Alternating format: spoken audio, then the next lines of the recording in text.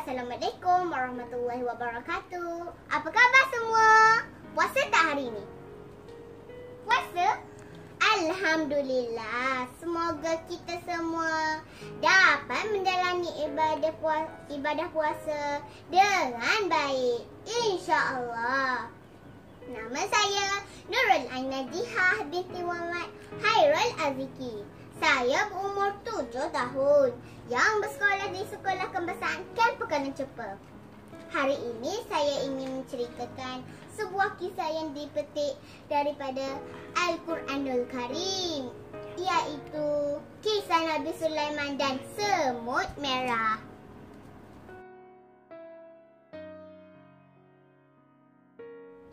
Nabi Sulaiman alaihissalam merupakan anak Nabi Daud alaihissalam. Sejak kecil lagi, baginda telah menunjukkan kecerdasan dan ketajaman fikirannya.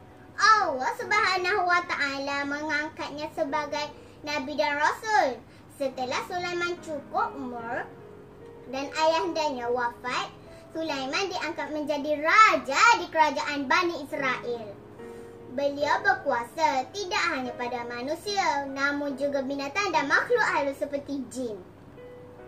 Beliau juga memiliki pelbagai keistimewaan, termasuk mampu bercakap, memahami dan memberi arahan terhadap jin dan haiwan, sehingga semua makhluk itu mengikuti kehendaknya.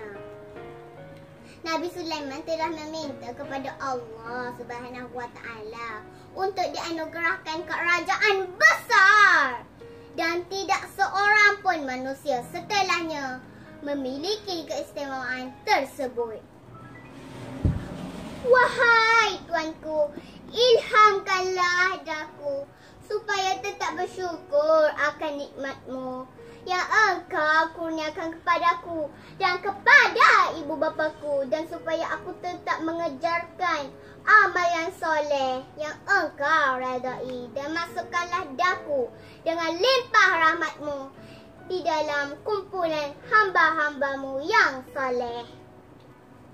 Doa ini telah dikabulkan oleh Allah Subhanahu wa Ta'ala, dan sampai saat ini pun janji Allah untuk menepati permintaan Nabi Sulaiman telah terbukti.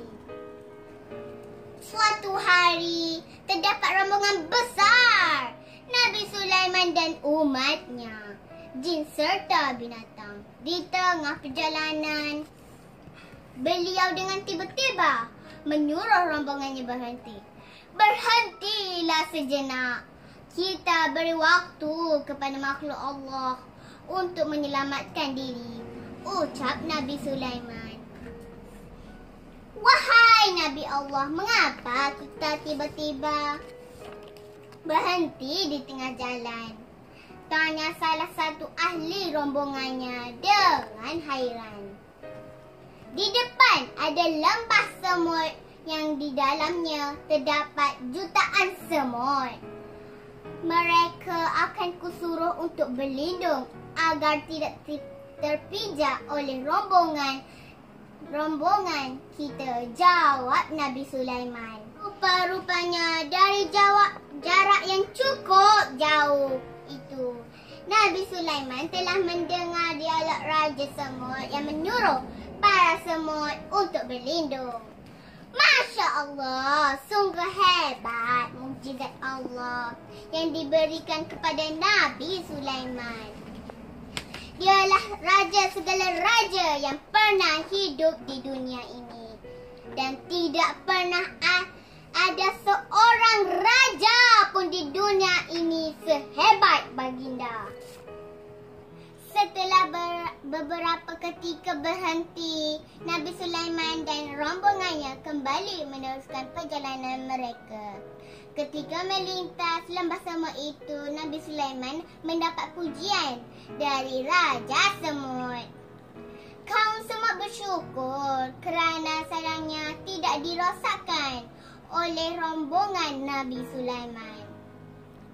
Kami takjub dengan Nabi Sulaiman yang mengerti bahasa binatang, sehingga sehingga tidak ada seekor pun yang terbunuh di antara kami. Kisah ini diceritakan dalam ayat Al-Quran surah An-Nam ayat 18 yang bermaksud, hingga apabila sampai di lembah semut, berkatalah seekor semut, masuklah dalam sarangmu, agar tidak diinjak oleh Nabi Sulaiman dan tenteranya. Mereka tidak menyedari. Pengajaran daripada cerita ini adalah kita mestilah sentiasa menghormati dan menyayangi makhluk-makhluk Allah. Mereka juga dicipta oleh Allah sebagai penghuni di dunia ini. Sulaiman, raja segala raja, mukjizat mendengar haiwan berkata, mensyukuri Allah setiap masa, menjadi hamba yang dijanjikan di syurga.